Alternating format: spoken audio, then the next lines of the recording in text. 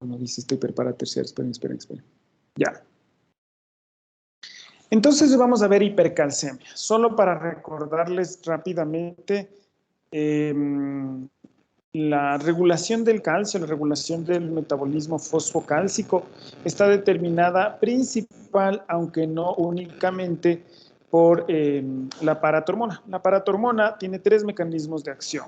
Es decir, ustedes cuando escuchan la palabra paratormona deberían pensar en absorción, reabsorción, resorción. La paratormona activa la vitamina D y la activación de la vitamina D, más bien dicho, la vitamina D activa, permite la absorción de calcio a nivel intestinal. Luego, la paratormona, en la única función directa que tiene, permite la reabsorción de calcio a nivel renal. Y luego estimula la resorción ósea de calcio. Entonces, saca calcio de los huesos. En conclusión, la paratormona, a través de estos 3 mecanismos, aumenta el calcio en la sangre. Entonces, ese es el primer punto que hay que tener en cuenta para la regulación del metabolismo fosfocálcico, para ver esto de fosfocalcio. Entonces, ¿cuándo tiene hipercalcemia un paciente? Cuando el calcio total es mayor a 10.5 y o el calcio iónico es mayor a 1.35. Esto ya lo habíamos visto, normalmente se debería confiar más en el calcio total que en el calcio iónico, salvo en aquellos pacientes que tengan una hipoproteinemia o una hiperproteinemia, que como vamos a ver en esta clase también es posible, puesto que la hipercalcemia puede ser una manifestación clínica de una enfermedad que produzca hiperproteinemia con hipercalcemia, que son las gamapatías monoclonales. En todo caso, la hipercalcemia es cuando el calcio total es mayor a 10.5, el calcio iónico mayor a 1.35, y si es que el paciente tiene sospecha de hipoproteinemia o de hiperproteinemia, pues le miden las proteínas, le miden la albúmina y hacen corrección de calcio para esa albúmina, que es una fórmula simple que, como todo ahora están en los teléfonos inteligentes, pues estarán en los teléfonos inteligentes. ¿Qué síntomas nos preocupan? Recuerden que cuando uno piensa en síntomas de hipocalcemia, les tiene que venir a la mente Trousseau y Bostek. Y ahorita que está famosa Rusia, entonces ni cómo olvidarnos de Bostek. Trousseau es Francia, ¿no? Está con los aliados antirrusos. Entonces, Trousseau y Bostek. ¿Ya? En cambio, con hipercalcemia no hay signos tan patognomónicos. ¿A qué me refiero? Si el paciente tiene Trousseau o Bostek, tiene hipocalcemia. Es patognomónico, tiene una especificidad muy alta el signo de Trousseau y el signo de Bostek. Mientras que en la hipercalcemia sí hay manifestaciones clínicas que causan, que ponen en riesgo la vida del paciente. Lo que hay que pensar es que las células expuestas a la hipercalcemia se vuelven excitables. Y esto es especialmente cierto para neuronas y para músculos. Causa alteraciones del estado de conciencia, alteraciones de la cantidad del estado de conciencia se suelen llamar. Ustedes, como ustedes saben y aprendieron en psiquiatría y en neurología, hay alteraciones de la cantidad de la conciencia y de la calidad de la conciencia. Las más famosas alteraciones de la cantidad de la conciencia es la disminución del estado de conciencia. Pero también existe, no sería el aumento del estado de conciencia, pero irritabilidad. Y son pacientes que tienen irritabilidad en un primer momento. Y luego saltan y deterioran el estado de conciencia y van disminuyendo hasta el estupor y el coma y pueden morir. De forma crónica, la hipercalcemia suele causar estreñimiento y debilidad muscular, puesto que interfiere con la contracción muscular. Y esto causa esta debilidad muscular. Ahora, la hipercalcemia se filtra por el riñón. Cuando el calcio está tan alto que se excede la capacidad del riñón para permitir la reabsorción, el calcio se elimina por la orina. Este calcio que se elimina por la orina actúa como un osmol. Un osmol es una sustancia capaz de atraer el agua. Entonces, si hay hipercalcemia, este exceso de calcio se acumula en el ultrafiltrado, jala agua, absorbe agua y se elimina por la orina. Produce poliuria. La poliuria, ¿qué es lo que lleva? A la deshidratación. ¿Verdad? Ahora, también hay que tener en cuenta que la hipercalcemia puede ser una manifestación de insuficiencia renal o que puede llevar a la insuficiencia renal. Cuando yo me encuentro con un paciente con insuficiencia renal crónica, este debe tener hipocalcemia, y hablamos de los mecanismos causales de la hipocalcemia. Entonces, un paciente con insuficiencia renal crónica tiene hipocalcemia, pero un paciente con insuficiencia renal aguda tiene hipercalcemia, por la insuficiencia renal aguda o la insuficiencia renal aguda es causada por la hipercalcemia. Es decir, la hipercalcemia puede ser una causa o una consecuencia de insuficiencia renal aguda, no de insuficiencia renal crónica. Algo bien interesante, además de dicho antes de eso, y entonces cuando hay hiperfiltración, cuando hay la formación de cálculos renales y litiasis de calcio. Ahora hay que decir, no es en esta clase de endocrino, deberían recibirlo en nefro y en uro, la mayoría de cálculos renales no son de calcio. La mayoría de cálculos renales son por productos de la degradación de las proteínas. Pero en el raro caso de que sea por calcio, entonces el tratamiento es eminentemente curativo. Es decir, la mayoría de pacientes con cálculos en los riñones es por problemas en el metabolismo proteico y eso no se puede arreglar. Mientras que en los pocos pacientes en los que es por calcio, tiene el tratamiento que le va a curar. ¿Ya? Luego, ahora sí, una cosa extraña que sucede en metabolismo fosfocálcico es que los pacientes con hipocalcemia tienden a hacer depósitos de calcio en los cartílagos visibles, en el lóbulo de la oreja, en la punta de la nariz y en los ganglios basales. Eso sucede en los pacientes con hipocalcemia. Siempre me pareció bien raro que un paciente con hipocalcemia haga depósitos de calcio, como si le sobrase.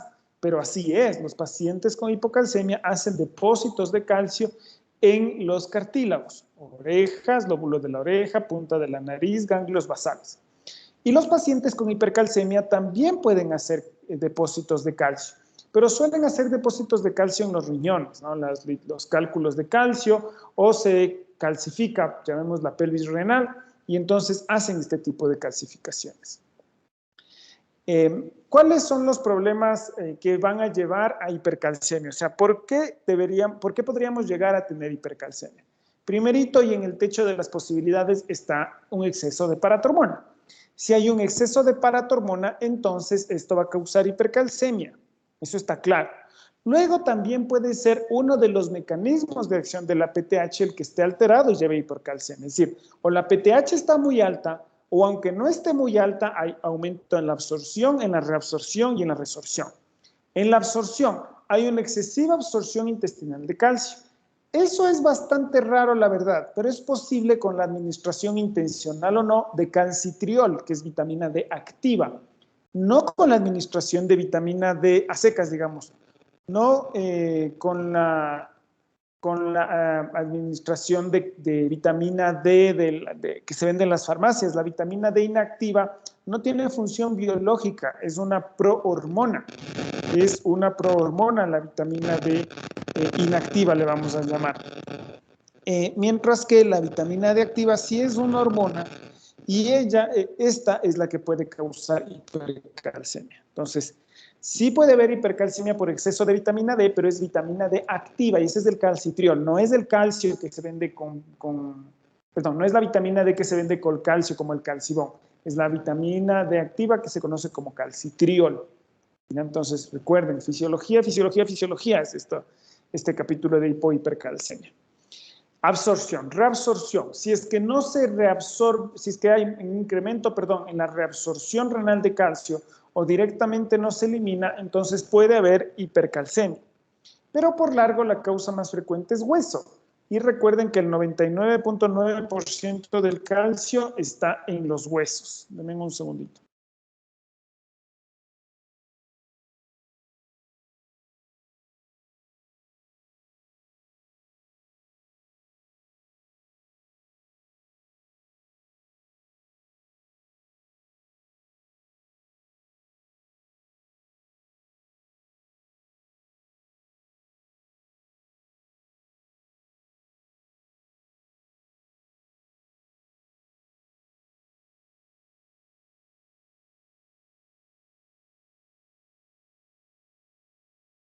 Ya. Entonces, absorción, reabsorción, resorción. Como el 99.9% del calcio de nuestro cuerpo está en los huesos, entonces la forma rápida de elevar calcio en la sangre es sacándole de los huesos. Y esa es la etiología más frecuente, que salga el calcio de los huesos, bien sea por un exceso de PTH o bien sea por otro mecanismo que independientemente de PTH saque calcio de los huesos. Entonces se dividen a las causas de la hipercalcemia en causas frecuentes y causas ocasionales. Y esto se debe al hecho de que el 90% de los pacientes con hipercalcemia se distribuyen en estas dos causas, el hiperpara primario y la hipercalcemia tumoral maligna o la hipercalcemia maligna que se suele llamar. No es que sean las dos únicas, hay una lista enorme de causas de hipercalcemia, enorme es enorme, pero 9 de cada 10 pacientes con hipercalcemia tendrán o hiperpara primario o hipercalcemia maligna y en esa nos vamos a centrar. Hay muchas otras como el hipertiroidismo, que lo verán en el capítulo de la unidad de hipertiroidismo, las enfermedades granulomatosas, ya les hablé del exceso de la vitamina D activa, porque la vitamina D, incluso en dosis altas, no puede causar hipercalcemia, puesto que no se activa nomás, y mientras no se active no funciona. Entonces, la etiología de la hipercalcemia se divide en mediado por PTH y no mediado por PTH. Entonces, cuando uno ve a un paciente con hipercalcemia, mi pregunta es, ¿la PTH está alta o no es un problema de la PTH y por tanto la PTH está baja? ¿A qué me refiero? Partimos de un paciente con calcio alto. Este calcio alto puede ser una consecuencia de la PTH alta, es decir, un problema de las paratiroides que está elevando el calcio, o puede ser el calcio alto que no es por problema de la paratiroides, que es por alguna otra causa que lleva a la hipercalcemia, pero como el calcio está alto, esto bajará la PTH. Fíjense la diferencia y entiendan bien la diferencia. La PTH alta puede llevar a hipercalcemia por absorción, reabsorción, resorción. Si es que es un problema de las paratiroides. Ahora, si no es un problema de las paratiroides y por X circunstancia el calcio está alto, este va a inhibir a la PTH. Entonces, cuando me enfrento con un paciente con hipercalcemia, la primera pregunta que me hago es, ¿depende de la PTH o no depende de la PTH? Las causas mediadas por paratormonas son relativamente benignas, es decir, sí puede matar al paciente, una hipercalcemia puede matar a un paciente, pero en términos generales le tiene asintomático durante mucho tiempo hasta que le termina matando. Causará cálculos en los riñones, pero no será demasiado evidente. Entonces, los pacientes con hipercalcemia mediada por PTH es más frecuente visto en pacientes en condición ambulatoria, no están bastante bien, le encontraron en X examen el calcio alto, o tiene cálculos en los riñones, le hicieron exámenes y dio el calcio alto, entonces le mido la PTH y me da alta, paciente ambulatorio. Suelen tener hipercalcemias leves entre 10.5 y 12 o moderadas entre 12 y 14. La mayoría son no asintomáticos, sino oligosintomáticos. Tiene pocos síntomas. La mayoría de pacientes con hipercalcemia mediada por PTH son la mayoría asintomáticos. Aquí voy a repetir algo que ya les expliqué a propósito de hipocalcemia. Y es esto del hiperpara. Si tenemos un paciente con la PTH alta, ¿ya? Tendría que tener repercusiones o causas en el calcio y el fósforo. Si el problema son las paratiroides, el calcio está alto y el fósforo está bajo porque los mecanismos de absorción de calcio eliminan fósforo. Esto se llama hiperpara primario, hiperparatiroidismo primario, ¿ya? Por otro lado, como les había dicho, si es que el calcio está bajo, el calcio bajo va a elevar la PTH. De todas formas, lo que encontraremos es una PTH alta, pero esta PTH está elevada por estímulo del calcio bajo, es decir, el problema es del calcio bajo y como les dije en la clase pasada, lo más frecuente es la insuficiencia renal. El fósforo está alto por mecanismo compensatorio. A esto se le llama hiperparasecundario, ¿no? Hiperparasecundario, hiperparatiroidismo secundario al calcio bajo, ¿ya? No causa hipercalcemia, causa hipocalcemia, o sea, clínicamente es totalmente diferente. La hipocalcemia crónica sostenida habitualmente por insuficiencia renal, por falta de activación de vitamina D y por tanto que no hay absorción de calcio, estimula a las paratiroides hasta un punto en que éstas se vuelven autónomas y la PTH se eleva mucho y esto causa un cambio en el metabolismo fosfocálcico y el calcio se eleva. Y el fósforo ahora sí no disminuye, sino que se mantiene elevado porque no tiene por dónde eliminarse, puesto que el riñón ya no funciona. Y a esto se le llama hiperpara terciario. Los pacientes con hiperpara terciario, que es calcio y fósforo altos, pasaron del secundario al terciario. Es decir, un paciente que ya sabíamos que tiene insuficiencia renal, que está en diálisis y que pasó del secundario al terciario. No puede haber terciario solito. Lo cual no es igual entre el primario y el secundario. Si el primario no se hace secundario, ¿cómo se va a hacer secundario? Si el primario es un problema de las paratiroides y el secundario es un problema del calcio habitualmente por el riñón. Entonces hay que tener cuidado con diferenciar hiperparatiroidismo, primario, calcio alto, fósforo bajo, secundario, el calcio bajo, fósforo alto, y terciario, un secundario no curado, calcio y fósforo altos. Pero los tres cursan con PTH alta.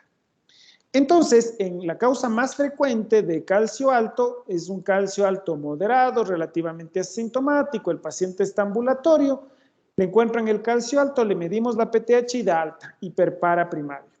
En contraposición al no mediado por PTH, que es más frecuente diagnosticado en pacientes internados, no necesariamente por la hipercalcemia, sino habitualmente por su patología de base, que es cáncer.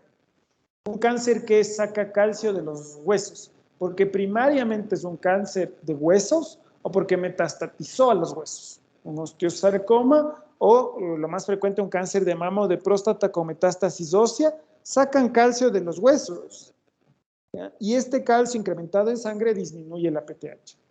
Habitualmente es una enfermedad grave y tiene calcios mayores a 14.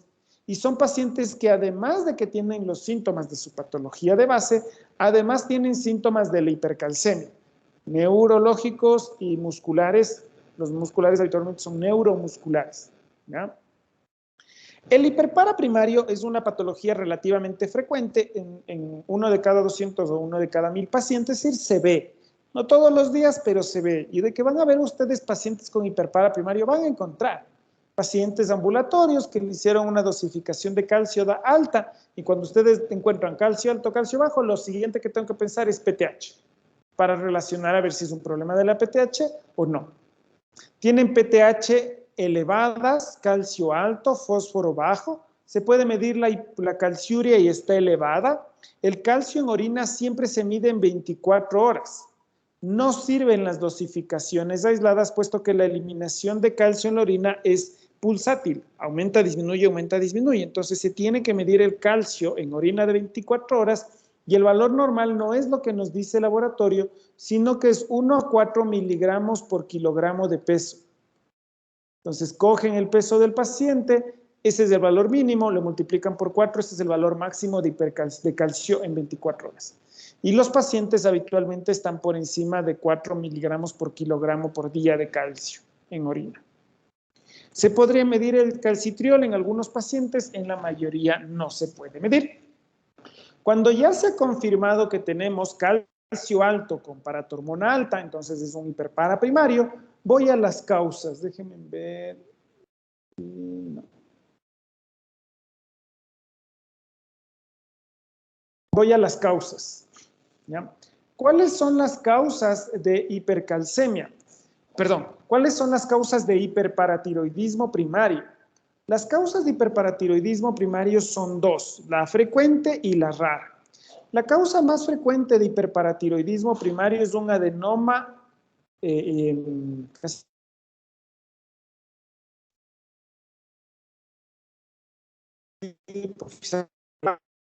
exceso de PTH. Adenoma paratiroideo productor de exceso de PTH. Denme un segundito.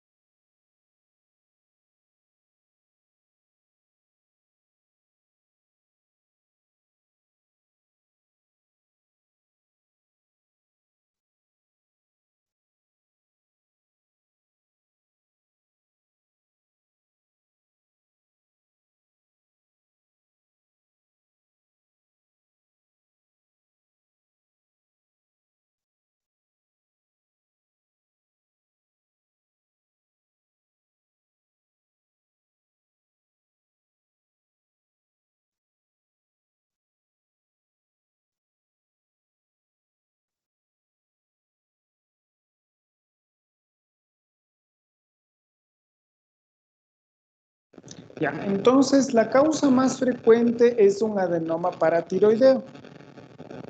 Esa es la tiroides y estas pequeñas glándulas son las paratiroides. Entonces, lo más frecuente es que una paratiroides esté aumentada de tamaño y produzca sin control este exceso de PTH. Este exceso de PTH entonces aumentará la absorción, reabsorción, resorción y esto aumentará los niveles de calcio en sangre. Tratamiento quirúrgico, sacar esa paratiroides que trabaja en exceso. Se llama cirugía mínimamente invasiva. Hacen el corte de 0.5 centímetros y sacan esa paratiroides que funciona en exceso. Ahora, ¿cómo sé cuál es la paratiroides que funciona en exceso? Ni la ecografía ni la tomografía sirven para esto. Lo que se hace es el centellograma con tecnesio 99 sestamibi, o conocida en los bajos mundos como gammagrafía de paratiroides, ¿no? Para que no tengan problemas ni dificultades de memoria. Gammagrafía de paratiroides. Esta es una técnica de medicina nuclear en la cual se inyecta un medio radioactivo, el tecnesio 99, que se acumula en la glándula tiroides y en las paratiroides. La glándula tiroides no concentra tecnesio sestamibi, por tanto se elimina, al cabo de 1 o 2 horas se elimina y se queda solo en las paratiroides. Y entonces ahí podemos ver el adenoma. También es posible tener hiperplasia de 4 glándulas, que las 4 funcionen demasiado. Esta es una patología, es una enfermedad hereditaria, congénita. Los niños nacen con hiperplasia de 4 glándulas y se diagnostica en algún momento en la infancia por los síntomas. Como les había dicho, el hiperpara primario, sea por un adenoma o sea por hiperplasia de 4 glándulas, es una enfermedad oligosintomática, de manera que no se diagnostica al nacimiento, a pesar de que lo tengan desde el nacimiento, habitualmente se diagnostica como en los primeros años de vida. Tratamiento: sacar 3 de las 4 glándulas paratiroides y dejar la mitad de la una. A esa cirugía se le llama paratiroidectomía 7/8. 7/8, porque sacan 3/4 y la mitad de 1/4, 7/8. La otra mitad se puede dejar en el lecho tiroideo o, lo que es más frecuente, se la reimplanta en el antebrazo. ¿Por qué se la reimplanta en el antebrazo? Porque en caso de que esta paratiroides, que era muy grande, vuelva a hacerse grande, pues se vuelve a operar del antebrazo, que es mucho menos peligroso, digamos, que reoperar el cuello. Entonces, hiperparatiroidismo primario, calcio alto, fósforo bajo, hipercalcemia, se localiza con una gammagrafía de paratiroides que nos permite diferenciar un adenoma paratiroideo de hiperplasia de 4 glándulas. En el adenoma paratiroideo se lo retira quirúrgicamente con una cirugía mínimamente invasiva. A la hiperplasia de 4 glándulas se hace una paratiroidectomía 7/8. ¿Hasta dónde debe llegar el médico general? Diagnosticar hipercalcemia, pedir PTH, derivar. Diagnosticar hipercalcemia, pedir PTH, derivar. Repítanlo como mantra el fin de semana. Diagnosticar la hipercalcemia, pedir PTH, derivar. Ese es el tratamiento. Los pacientes que ya tienen habitualmente un cáncer diagnosticado, tienen síntomas generales graves, están hospitalizados para que tengan un cáncer que produzca hipercalcemia maligna, tiene un cáncer metastásico, entonces son pacientes gravemente afectados. Existen varias posibilidades. La primera, que produzcan una sustancia que está constituida por los primeros 15 aminoácidos de la PTH, una sustancia que se llama PTHRP o péptido relacionado a la PTH. Esta PTHRP actúa como si fuera PTH, se une al receptor y aumenta la absorción, reabsorción, resorción. Como aumenta la absorción, reabsorción, resorción, entonces produce hipercalcemia. Sin embargo, no es PTH, no sale de las paratiroides, sino que sale de las células malignas. La segunda opción para la hipercalcemia maligna es que haya lesiones que destruyan el hueso y ese hueso destruido libere calcio, ¿sí? Habitualmente de cáncer de mama, próstata y mieloma. Y de hecho es más frecuente en el mieloma, mama y próstata que se oye. Y luego los linfomas y las leucemias pueden causar lisis del hueso directamente, sin necesariamente hacer metástasis, liberan calcio del hueso hacia la circulación sanguínea. Entonces, cuando yo encuentro un paciente hospitalizado con gran repercusión general, con descenso de peso marcado, le veo que tiene hipercalcemia, es una hipercalcemia tumoral maligna, mido la PTH, me da baja, porque lo que tiene alto puede ser la PTH-RP, pero eso no se mide con PTH, y entonces tengo que buscarle el primario, porque mientras no le trate el primario, la hipercalcemia no se va a resolver. En el paciente de hiperparatiroidismo terciario, les recuerdo, el primario, calcio alto, fósforo bajo. El secundario es secundario porque es secundario al calcio bajo. Y el terciario es un secundario evolucionado, en el cual el calcio y el fósforo ambas están altos. ¿Por qué? Porque las paratiroides fueron estimuladas constantemente por el calcio bajo hasta que se hiperplaciaron. Y entonces se maneja como una hiperplasia de 4 glándulas. Se hace una paratiroidectomía 7/8 al hiperparatiroidismo terciario. Esto como cultura general porque es para el endocrinólogo.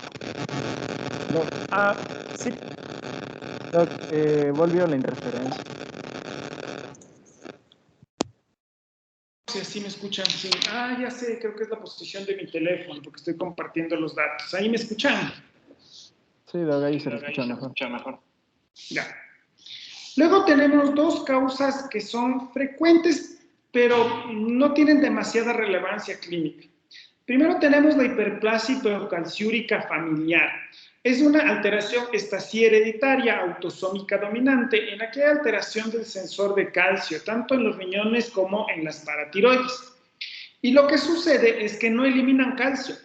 Los receptores sensores de calcio del riñón y de las paratiroides no sensan el calcio, sensan que hubiera mucho calcio, que hay poco calcio y entonces reabsorben el calcio. La hipercalcemia hipocalciúrica familiar, los sensores receptores de calcio sensan que hay muy poco calcio y reabsorben este calcio y no permiten la eliminación. Solo en el riñón, normalmente no está afectado ni el intestino ni los huesos. Y entonces lo que vemos es hipercalcemia con calciurías bajas. Y si medimos la PTH, obviamente va a estar baja, porque no tiene nada que ver con la PTH, tiene que ver con los receptores sensores de calcio. ¿Ya? En la mayoría son asintomáticos, en general no se tratan, excepto que hagan hipercalcemias severas, lo cual es bastante raro con esta causa. Luego vemos si está por aquí ya. Luego tenemos algunas enfermedades que pueden causar hipercalcemia. El top es el hipertiroidismo. De hecho, un paciente con hipertiroidismo ni le midan el calcio. Va a estar alto, levemente alto. Entre 10.5 y 12 suele estar. Porque las hormonas tiroideas, la T4 y la T3, estimulan a los osteoclastos y esto induce incremento de la resorción ósea. Entonces, el hipertiroidismo saca calcio del hueso y esto produce hipercalcemia. Y el tratamiento es el tratamiento del hipertiroidismo, ¿no? El tratamiento es darle metimazol o una intervención para bajar la producción de las hormonas tiroideas. El feocromocitoma también produce hipercalcemia. El feocromocitoma es el tumor suprarrenal productor de catecolaminas. Esto quiere decir productor de adrenalina o noradrenalina. Estas por sí mismas son capaces de sacar calcio del hueso, me refiero a la adrenalina y la noradrenalina. Pero además los pacientes con feocromocitoma pueden manifestar este problema, el feocromocitoma, como parte del síndrome de neoplasia endocrina múltiple, sobre todo el síndrome, la variante 2A, en la cual el paciente presenta tumores suprarrenales sobre todo feocromocitomas y presenta ganglioneuromas. Entonces, los pacientes con feocromocitoma también pueden tener hipercalcemia. La insuficiencia suprarrenal también suele causar hipocalcemia. El tratamiento es el tratamiento de la insuficiencia suprarrenal. Los diuréticos tiacídicos, que les encanta recetar para la hipertensión arterial, ¿no? Que entendí por qué sí se puede recetar un buen enalapril. Pero bueno, las tiacidas, la hidroclorotiacida y la clortalidona, ahorran calcio, evitan la excreción urinaria de calcio. Actúan eliminando sodio por la orina, pero en ese mecanismo también bloquean o disminuyen la eliminación de calcio por la orina. Entonces también pueden causar hipercalcemia por disminución de la eliminación, más o menos como la hipercalcemia hipocalciúrica familiar. El litio compite con el calcio en la eliminación renal y también puede causar hipercalcemia leve. Causas de hipercalcemia por vitamina D, ya les había dicho, no necesariamente la vitamina D, habría que dar dosis caballescas de vitamina D, 50.000 unidades por día, pero sí el uso de calcitriol, ¿no? El calcitriol, que es vitamina D activa, sí puede causar hipercalcemia. Las sobredosis de vitamina A también puede causar hipercalcemia. Y no sé si ustedes ya vieron dermatología, pero la isotretinoína, que es un derivado de la vitamina A, puede causar hipercalcemia. ¿Qué puede? Causa hipocalcemia la isotretinoína. La teofilina, por intoxicación por teofilina, no por tomarse un tecito, sino la intoxicación por teofilina también. El síndrome de leche y alcalinos también es una causa frecuente o relativamente frecuente de hipercalcemia, que se acompaña de alcalosis metabólica. Pacientes con hipercalcemia les piden una gasometría de alcalosis metabólica, síndrome de leche y alcalinos, que es más que causada por la leche, es más causada por los alcalinos. Los alcalinos son estos medicamentos para disminuir la acidez estomacal, como la leche de magnesia, el malgaldrato, la simeticona. Estos son los que pueden producir síndrome de leche y alcalinos. Enfermedades granulomatosas como la sarcoidosis, la tuberculosis pueden causar hipercalcemia. Otras causas relativamente raras, pero que hay que tener siempre en cuenta, es la inmovilización crónica, intencionada o no intencionada. El viejito que está acostado en su cama hace hipercalcemia. Y hace hipercalcemia por un mecanismo bien interesante. Como no se mueve, no se activan los osteoblastos, y estos osteoblastos que no se activan no permiten la absorción de calcio en el hueso. Y por falta de activación de los osteoblastos, se activan más osteoclastos y estos sacan calcio del hueso. Entonces, cuando un individuo no se mueve, el calcio en sangre aumenta y aumenta rápidamente. Aumenta y aumenta rápidamente y pone en riesgo incluso la vida del individuo. Habitualmente es el viejito que está en cama por cualquier razón, le levantamos, le movemos y le causa hipercalcemia. Entonces, siempre que hay un periodo de inmovilización prolongado, hay que hacer una rehabilitación progresiva. Y es más, si ustedes van a las buenas terapias intensivas, al primero o al segundo día ya les están haciendo rehabilitaciones, están moviendo las piernas, los brazos, para varias cosas, pero dentro de ellas para evitar la hipercalcemia. Las manifestaciones clínicas de la hipercalcemia dependen, como siempre, de qué tan alto está el calcio y qué tan rápido se elevó, ¿no? También depende de la edad, porque los niños son mucho más resistentes a la hipercalcemia, no hacen nomás síntomas por hipercalcemia. Como les decía, los pacientes con hipercalcemia hipocalciúrica familiar, estos pacientes nacen con ese problema y tienen la hipocalciuria desde el nacimiento. Sin embargo, no suelen hacer síntomas porque son muy resistentes y la velocidad de instauración de todas formas es leve y la elevación de calcio no es tan alta, no es tan grande. Entonces, la clínica depende de qué tan alto está el calcio, de la edad del paciente y de qué tan rápido se dio la hipercalcemia. También hay que tener en cuenta lo que les había dicho, cuando el paciente está con hipercalcemia, ese exceso de calcio se elimina por la orina y esto arrastra agua, lo que termina deshidratando al paciente. Finalmente, aunque no menos importante, los fármacos que le damos para tratar la hipercalcemia también pueden alterar las manifestaciones clínicas. De nuevo, lo mismo que con hipocalcemia. ¿Qué es lo que más me interesa de ustedes, futuros médicos generales? Que reconozcan la hipercalcemia, que definan si es PTH dependiente o PTH independiente y que le traten. Porque la crisis hipercalcémica puede matar al paciente, especialmente al paciente anciano. Lo primero que hay que pensar es que la hipercalcemia severa deshidrata, entonces hay que hidratar. Y como se deshidratan, causa insuficiencia renal. Entonces hay que hidratar y revisar cómo funciona el riñón y ajustar la tasa de hidratación por la insuficiencia renal. Recuerde que el paciente puede tener deterioro del estado de conciencia hasta el estupor y coma. Si es un hiperpara primario, ya hablamos del tratamiento eminentemente quirúrgico, la resección del adenoma paratiroideo o la cirugía 7/8. Si es por fármacos, intentar disminuir o suspender el fármaco. Si es hiperparaterciario y el calcio está por encima de 16, hay que considerar hacer diálisis de emergencia y en las diálisis corregir el calcio. En la hipercalcemia hipocalciúrica familiar, como ya les dije, es un trastorno que generalmente no causa problemas y lo que hay que hacer es inducir la calciuria. ¿Ya? En los pacientes con hipercalcemia con PTH baja, como ya les dije, la hipercalcemia maligna, lo que hay que hacer es tratar la malignidad. ¿Ya? Como algunas de las causas son linfomas y leucemias y estos responden rápidamente a la vitamina D, rápidamente a los corticoides, lo que hacemos es darles corticoides. Igual con la intoxicación por vitamina D o vitamina D activa, responden bastante bien a los corticoides, entonces les damos corticoides.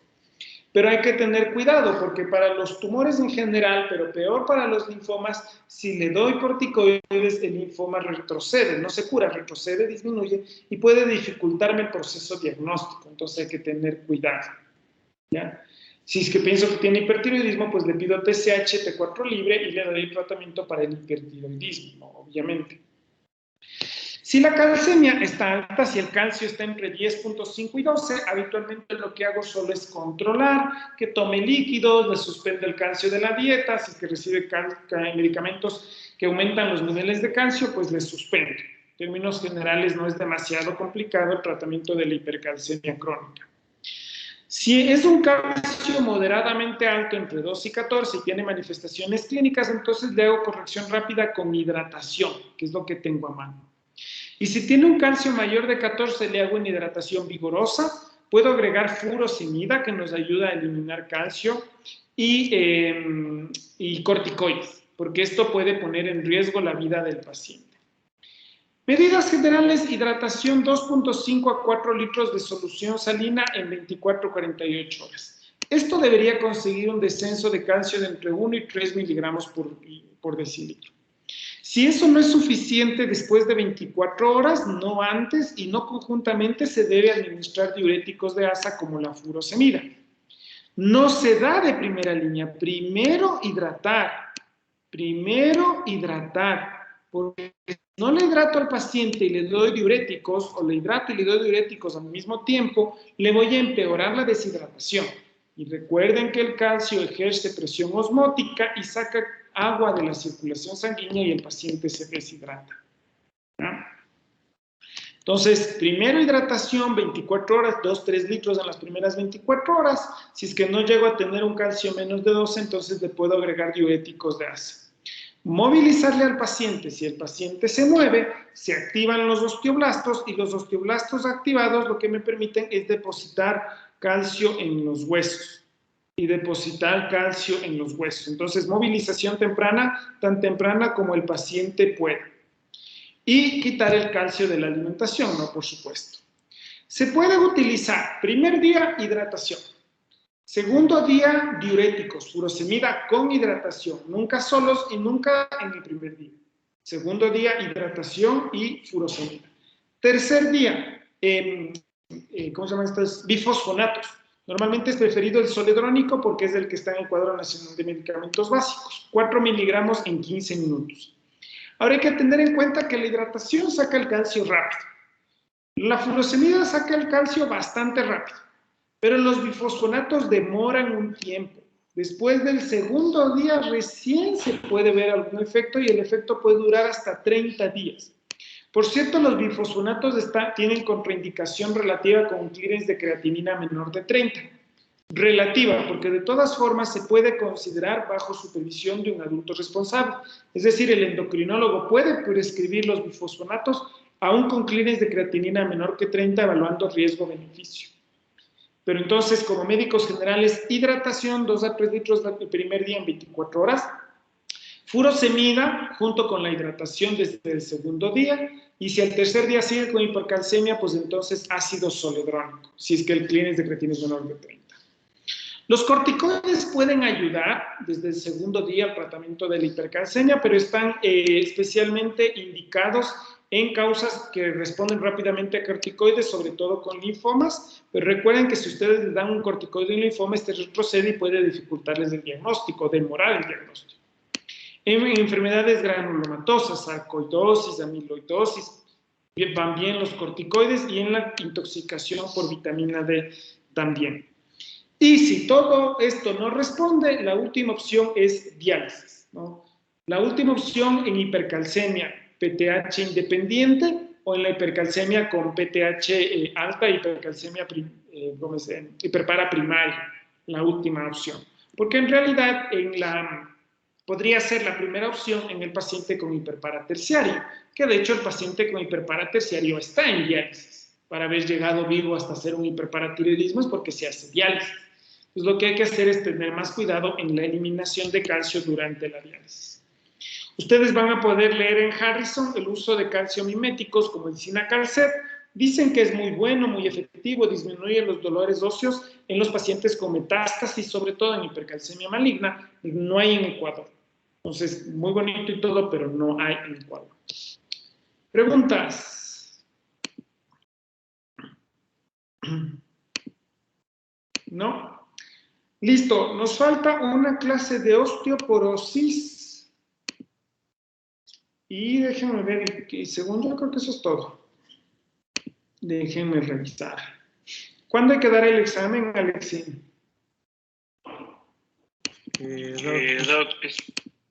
Según el cronograma de la facultad, está el 7 de abril, si más no me equivoco. Ya, déjame revisar. Tengo en mente la siguiente clase de osteoporosis. Nos falta hipogonadismo, si no me equivoco. A ver, espera. Déjenme revisar.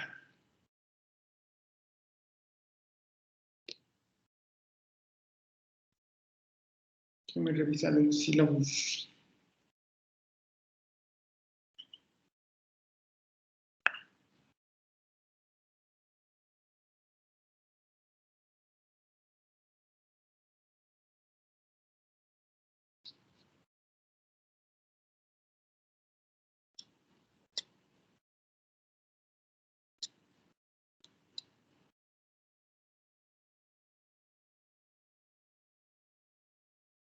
Claro, hipogonadismo, ya.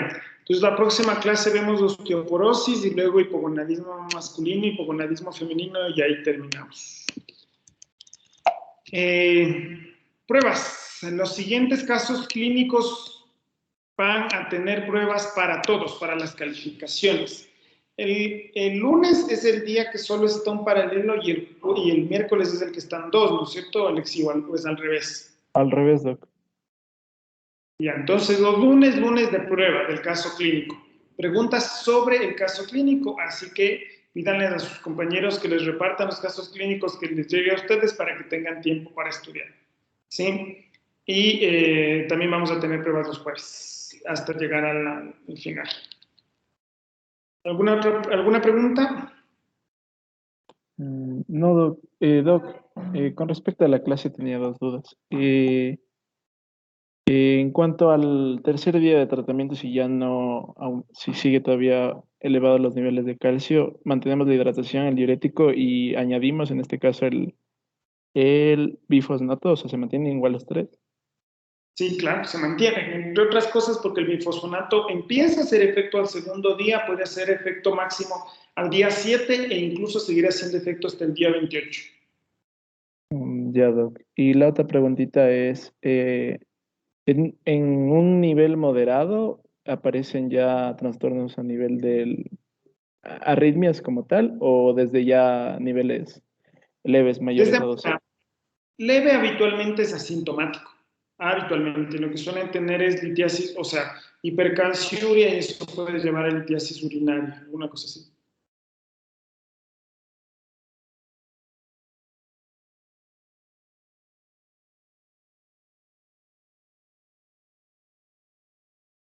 ¿Algo más?